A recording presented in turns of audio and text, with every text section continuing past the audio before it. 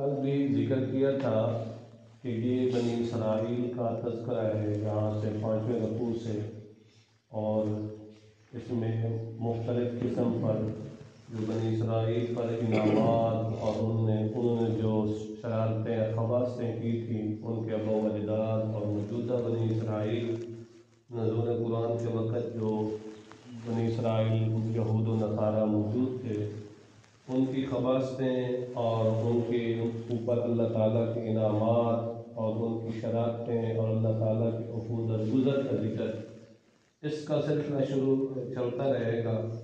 اور یہ کوئی بنی اسرائیل کے ساتھ بھی خاص نہیں ہے، دیکھنا ہے کہ اللہ تعالیٰ کے انعامات ہم پر کتنے ہیں اور ہمارے عمل کتنے ہیں، پھر اللہ تعالیٰ کی رحمت کتنی ہے، اور ہم مختلف قسم کے عذاب میں گرفتاریوں میں کیوں شکار ہیں، یہ سب چیزیں اس میں آ جائیں گی، آپ نے غور کرتے رہنا۔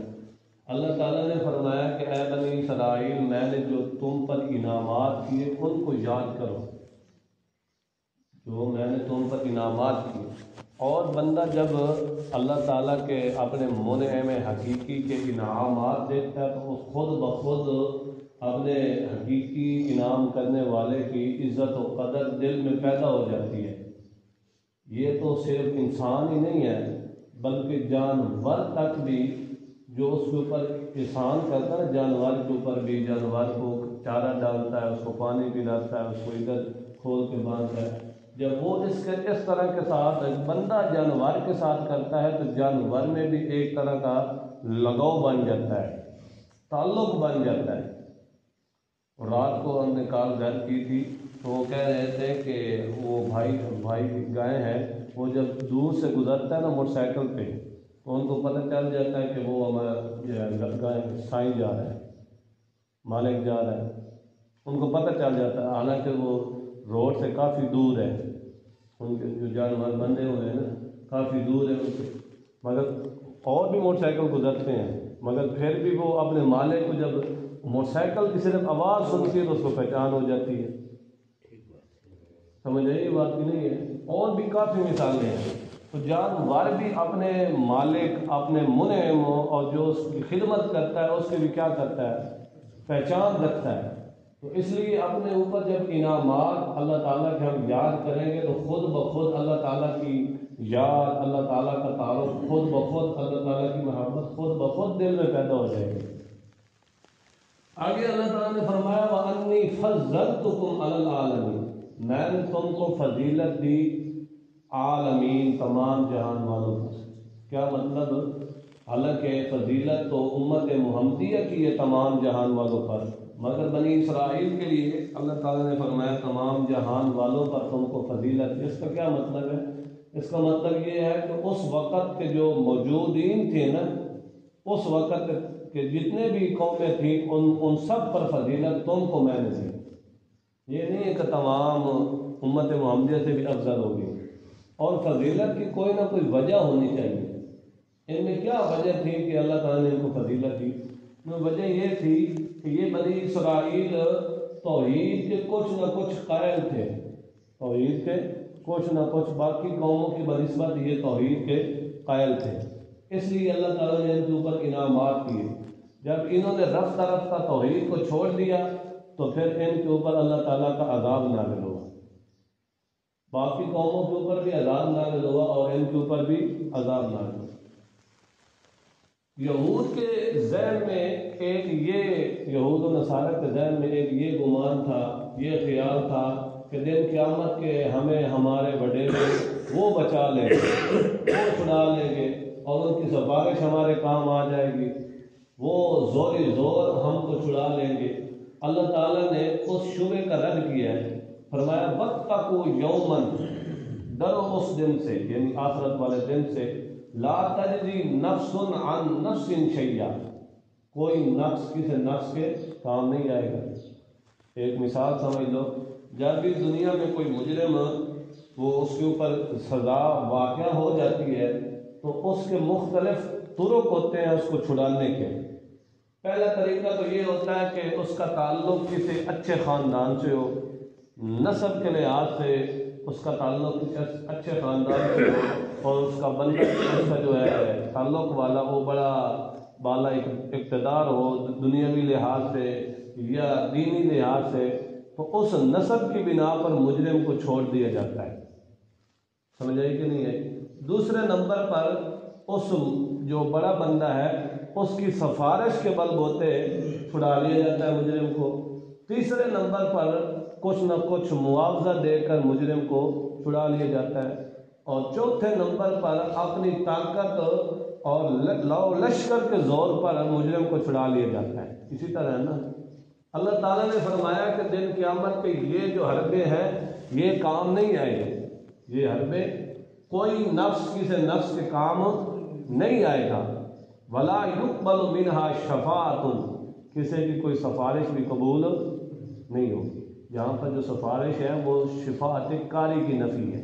شفاعت کاری، شفاعت کاری کا مطلب یہ ہوتا ہے کہ زوری زور اللہ تعالیٰ سے منوا لینا، اللہ تعالیٰ کو مجبور کر دینا، اس شفاعت کی نفی ہو رہی۔ دوسرے مقام پر شفاعت بالاذن، اللہ تعالیٰ کی اذن کے ساتھ، اجازت کے ساتھ شفاعت ثابت ہے۔ خود نبی پاک صلی اللہ علیہ وسلم نے اپنی امت کے لیے کیا کرنی ہے؟ کیا کرنی ہے؟ سفارش کرنی ہے۔ یہاں پر جیسے معتزلہ نے کہا کہ شفاعت مطلقاً شفاعت ہے، سمجھا یہ نہیں ہے، انہوں نے غلط کہا ہے، بلکہ شفاعت بالاذن جو ہے وہ کیا ہے؟ جائز ہے، درست ہے، ثابت ہے۔ یہاں پر شفاعت کاری کی نفی ہے کہ وہاں پر کوئی شفیع کاری نہیں ہوگا کہ زوری زور اللہ تعالیٰ سے چھڑوا لے۔ اور تیسرے نمبر پر فرمایا ولا یؤخذ منها عدل، وہاں پر کوئی معاوضہ بھی نہیں چلے گا۔ دنیا کی زمین و آسمان کی سب چیزوں سے بھر کر اگر کوئی دے گا تو پھر بھی یہ معاوضہ قبول نہیں کیا جائے گا۔ ولا هم ينصرون، اور نہ اپنی طاقت کے بل بوتے پر کوئی جان چھڑوا سکے گا۔ وہاں پر کام آئے گا تو ایمان اور عمل کام آ جائے گا۔ اس لیے نبی پاک صلی اللہ علیہ وسلم نے بھی اپنے خاندان والوں کو کہا تھا کہ اگر تمہارا ایمان نہیں ہوگا، تمہارا عمل نہیں ہوگا، تو میں محمد مصطفیٰ صلی اللہ تعالیٰ علیہ وسلم تم کو نہیں چھڑوا سکوں گا۔ لا اغنی عنک من اللہ شیئا، اپنی بیٹی کو بھی فرمایا تھا کہ اے میری بیٹی جو مانگنا ہے مانگ لے، دن قیامت کے میں محمد بھی تم کو چھڑا نہیں سکتا۔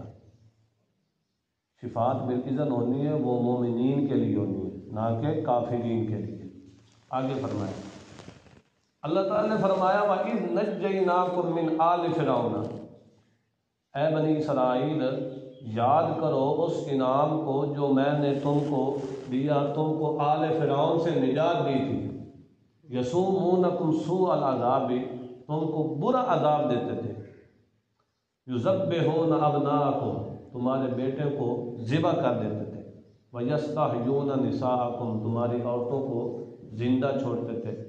وَفِي ذَلِكُمْ بَلَاءٌ مِّن رَبِّكُمْ عَظِيمٌ، اس میں تمہارے رب کی طرف سے بہت بڑا امتحان، یا دوسرے لفظوں میں بہت بڑا انعام تھا۔ یہاں پر بنی اسرائیل کا اللہ تعالیٰ نے انعام جتلایا ہے کہ تم کو میں نے نجات دی آل فرعون سے۔ یسومونکم سوء العذاب، تم کو عذاب دیتے تھے برا عذاب۔ کون سا مطلب یہ ہے کہ جو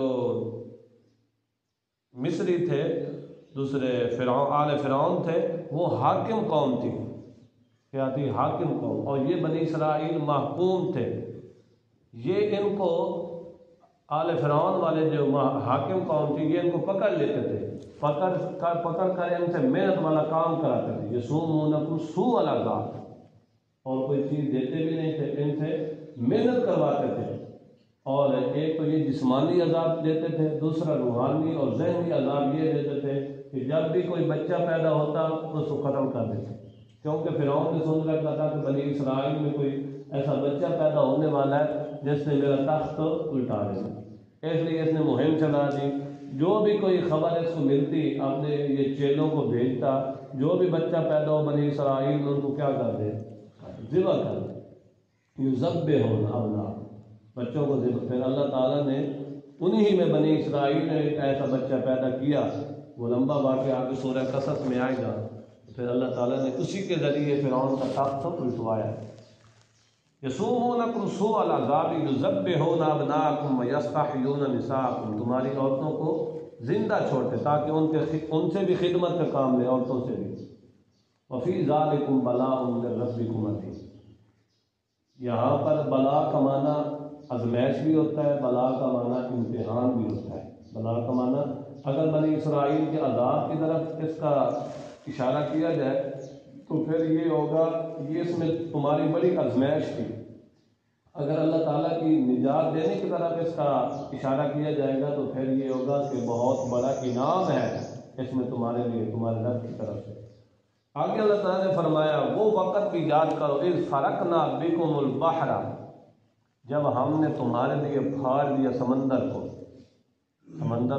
پھاڑ دیا، فانجیناکم، پس ہم نے تم کو نجات دی، وَأَغْرَقْنَا آلَ فِرْعَوْنَ، اور ہم نے غرق کر دیا آل فرعون کو، وَأَنْتُمْ تَنْظُرُونَ، اور تم اپنی آنکھوں سے یہ نظارہ کر رہے تھے۔ اللہ تعالیٰ نے حضرت موسیٰ علیہ السلام کو قوم میں، یہ آگے لمبا چوڑا قصہ آئے گا، یہاں پر اللہ تعالیٰ نے اشارہ کیا اس کا۔ حضرت موسیٰ علیہ السلام دعوت توحید دی، ان پر اتمام حجت ہوگی، انہوں نے دعوت کو قبول نہ کیا، اور ادھر سے بنی اسرائیل کے اوپر جو مختلف قسم کی وہ ازمائشیں مصیبتیں ڈال رہے تھے، اللہ تعالیٰ نے ان کی بھی پکار سن لی، اور حضرت موسیٰ علیہ السلام کو اللہ تعالیٰ نے فرمایا کہ راتوں رات اپنے ماننے والے بنی اسرائیل کو لے کر یہاں سے مصر سے نکل جائے۔ وہ چلتے چلتے دریائے کلزم بحر احمر پر پہنچے، پیچھے سے بنی آل فرعون اپنا نو لشکر لے کر پیچھے سے یہ بھی پہنچا، تو اللہ تعالیٰ نے حضرت موسیٰ علیہ السلام کو فرمایا کہ اپنا عصا اس سمندر میں مار، جب مارا تو 12 رستے بن گئے۔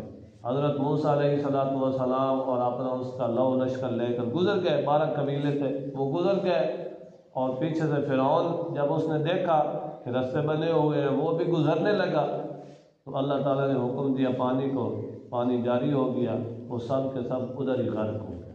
وَأَغْرَقْنَا آلَ فِرْعَوْنَ، اغرقنا آل فرعون، آل فرعون کو ادھر ہی غرق کر دیا۔ وَأَنْتُمْ تَنْظُرُونَ، اس منظر کو تم اپنی آنکھوں سے دیکھ رہے تھے۔ دیکھو اللہ تعالیٰ کی قدرت کتنی ہے، اللہ تعالیٰ مومنین کو کیسے نجات دیتا ہے۔ آگے سے کیا ہے؟ سمندر ہے، پیچھے سے کیا ہے؟ جی لشکر ہے، تو اللہ تعالیٰ نے کیسے نجات دی؟ دنیا کو وہاں پہ اسباب کوئی نہیں تھا، اللہ تعالیٰ نے مومنین کو نجات دی۔ حضرت موسیٰ علیہ السلام نے فرمایا کلا ان معی ربی سیہدین، بے شک میرا رب میرے ساتھ ہے، وہ ضرور کوئی نہ کوئی ایسی صورت بنا دے گا۔ اللہ تعالیٰ نے پھر کیسے نجات دی؟ اس لیے مومن کو اپنے رب پر ہر حال میں بھروسہ رکھنا چاہیے۔ پھر اللہ تعالیٰ نے فرمایا وَإِذْ وَعَدْنَا مُوسَىٰ 40 لَيْلَةً، جب ہم نے وعدہ کیا موسیٰ علیہ السلام سے 40 راتوں کا، جب یہ سمندر پار کر کے ادھر چلے گئے تو حضرت موسیٰ علیہ السلام کو طور پر اللہ تعالیٰ کے پاس گئے کتاب لینے کے لیے۔ 40 رات ادھر چلہ کاٹا، 40 رات چلہ کاٹا، عبادتیں کی اور روزے رکھے۔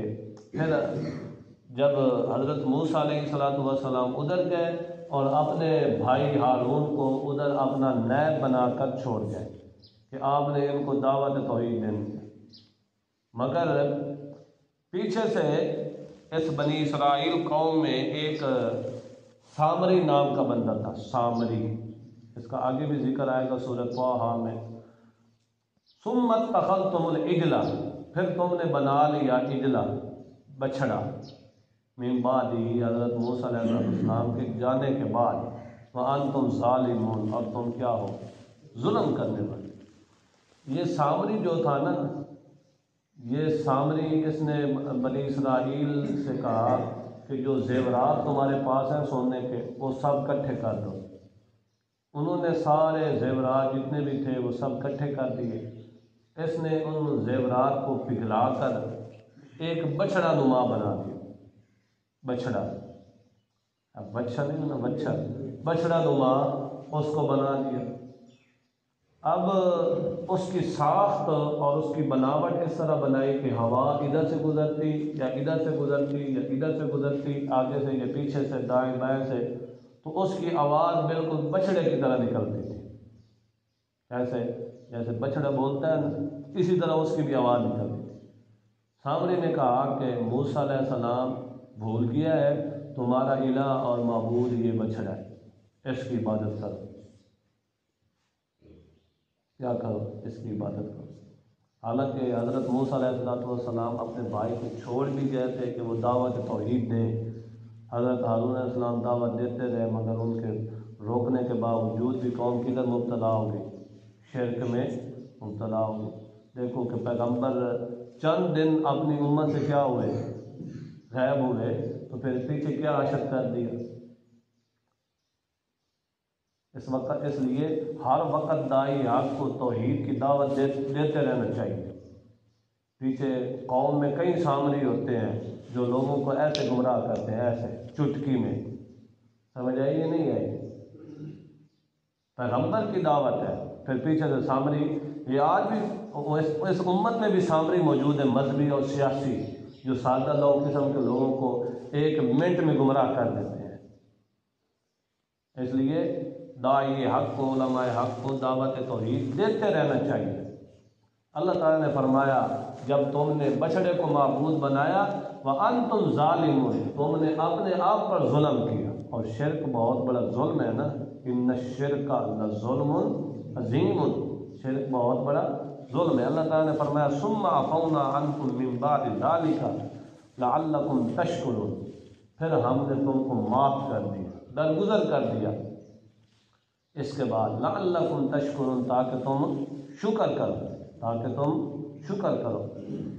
آگے اللہ تعالیٰ نے فرمایا وَإِذْ آتَيْنَا مُوسَى الْكِتَابَ وَالْفُرْقَانَ لَعَلَّكُمْ تَهْتَدُونَ، اور یہ بھی میرا انعام ہے کہ میں نے تورات تمہاری ہدایت کے لیے دی، تمہاری ہدایت کے لیے دی۔ حضرت موسیٰ علیہ السلام جب کوہ طور سے واپس آئے نا، کوہ طور سے واپس آئے تو قوم کو کہا کہ انکم ظلمتم انفسکم باتخاذکم العجل، تم نے بچڑے کو معبود بنا کر اپنے اوپر ظلم کیا ہے، اپنی جانوں پر ظلم کیا۔ جو بھی کوئی گناہ کرتا ہے، شرک کرتا ہے، تو اپنے اوپر ظلم کرتا ہے نا۔ فرمایا کہ انکم ظلمتم انفسکم، تم نے ظلم کیا ہے اپنی جانوں پر، اپنی جانوں پر، اپنے پاؤں پر خود کلاڑی ماری ہے، باتخاذکم العجل، بچڑے کو معبود بنا کر، فتوبوا الی باریکم، پس توبہ کرو اپنے رب کی طرف، اپنے رب کی طرف توبہ کرو، فاقتلوا انفسکم، کیا کرو، فاقتلوا انفسکم، ایک دوسرے کو قتل کرو۔ یہ توبہ کا طریقہ تھا۔ دیکھو شریعت محمدیہ میں کیا طریقہ ہے، بس اللہ تعالیٰ سے اپنے گناہوں پر نادم ہو جاؤ، سابقہ گناہوں پر ندامت اختیار کرو، اور آئندہ کے لیے عزم کرو کہ میں یہ گناہ نہیں کروں گا، یہ توبہ کا طریقہ ہے۔ مگر شریعت موسویہ میں طریقہ کیا تھا کہ اپنے آپ کو قتل کرو۔ شریعت محمدیہ معتدل شریعت ہے، معتدل، درمیانی شریعت ہے، نہ اس میں افراط ہے نہ تفریط ہے، بلکہ کیا ہے، درمیانی، معتدل، اعتدال والی شریعت ہے۔ یہاں پر صرف توبہ کرو زبان سے، اور گناہ نہ کرنے کا عزم کرو، بس توبہ قبول ہے۔ یہاں پر اللہ تعالیٰ نے کیا کہا کہ فَاقْتُلُوا أَنفُسَكُمْ، قتل کرو۔ جنہوں نے اس بچڑے کی عبادت نہیں کی تھی نا، ان کو کہا گیا جنہوں نے اس بچڑے کی عبادت کی ان کو قتل کرو۔ قتل کرتے کرتے جب انہوں نے اخلاص کے ساتھ یہ کام کرنا شروع کیا تو اللہ تعالیٰ نے ان کو معاف کر دیا۔ کیا کر دیا؟ فتاب علیکم، اللہ تعالیٰ نے کہا بس اب رک جاؤ۔ انہوں نے کچھ قتل ہو گئے، کچھ رہ گئے، بس اللہ تعالیٰ کی رحمت متوجہ ہوئی، اللہ تعالیٰ نے کہا بس اب تمہاری توبہ قبول ہے۔ فتاب علیکم، بس اللہ تعالیٰ نے ان کی توبہ قبول کی۔ انہ هو التواب الرحیم، بے شک وہ ذات بڑی ہی توبہ قبول کرنے والی ہے اور رحم کرنے والی ہے۔ سمجھ آئی بات کی نہیں؟ یہاں پر یہ بنی اسرائیل کے انعامات تھے اللہ تعالیٰ کے ان کے اوپر، آگے بھی بنی اسرائیل کے انعامات ہیں۔ اللہ تعالیٰ عمل کرنے کی توفیق عطا فرمائے۔ وآخر دعوانا